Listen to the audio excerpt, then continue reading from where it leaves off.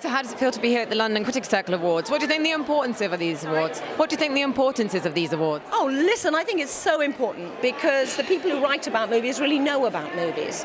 And if you think of the Golden Globes, that is the Hollywood Foreign Press Association. So it'd be kind of cool if this could kind of get to that point as well, where we're kind of rivaling the BAFTAs.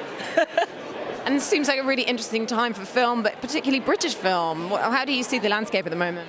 Yeah, it is, and let's hope post-Brexit it continues that way. I think the reason people come here to make movies is partly our fantastic tax credit situation. I mean, I've just made a British film, but I also have, a Danish star, Claes Bang. I've got a Ukrainian-French star in Olga Kurilenko, and I've got a Scottish actor in Brian Cox as well.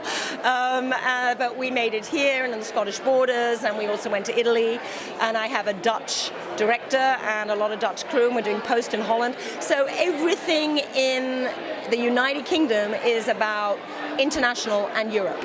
And the reason the Americans come here is partly because we have brilliant crews and wonderful actors, but also because they get access to Europe as well, by the fact that by being British you are a European product as well. So cross fingers everything stays the same, because when I first started, I mean, I would honestly, in the early 90s, people don't remember this, we made 14 films a year.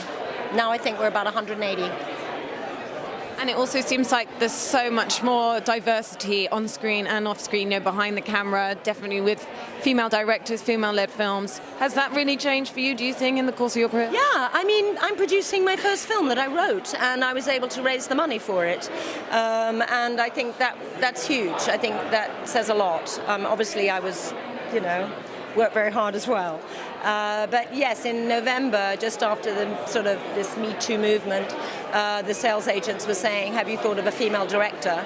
And I was just went back at all the lists and thought, every time I did that before, you went, no value, no value. Can you find someone who's got a bit more value, we can sell better?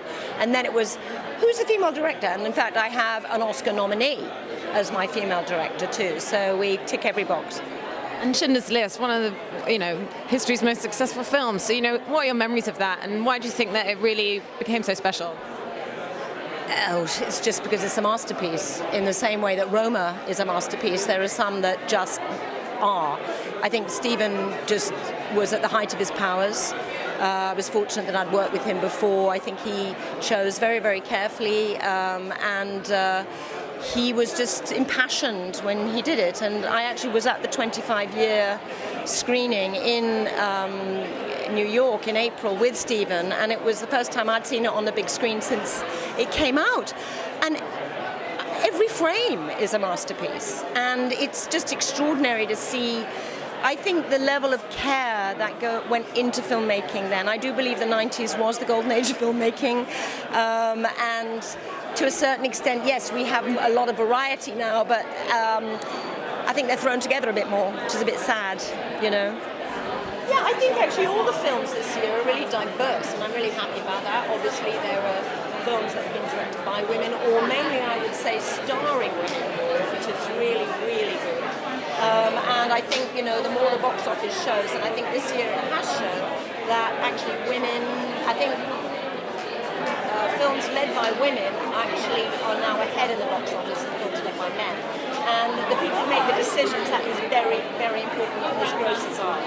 And I think there's more films written by women. Of course, I've just produced a film that I wrote, The Way of Silence, as well, and we have a female director, Carla Vanderhoost, and the divine Claes Bang, who is our next Dracula, who is starring in it along with Olga Kurilenko, Goodall, and Brian Cox, of course, The Succession. So it's a great cast, and I just feel really honoured. And maybe a year or two ago that would not have happened. It's an independent film, shot here, but it's sort of pan-European, sort of Hitchcock-Polanski kind of feel. So there is room for more, I do believe that.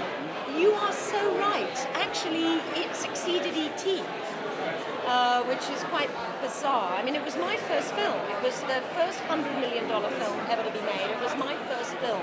So for me, it was just an extraordinary experience. And it was a 100-day shoot.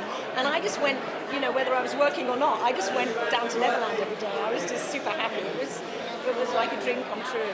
So from my point of view, whether it made money or people loved it or hated it, I didn't give a damn. I loved it, and I made friends for life on that as well. And then obviously I worked with Steven Spielberg again on Schindler's List. So for me it was, it was career changing, it truly was. But yeah, I think it's a great film. I think it's a little ahead of its time.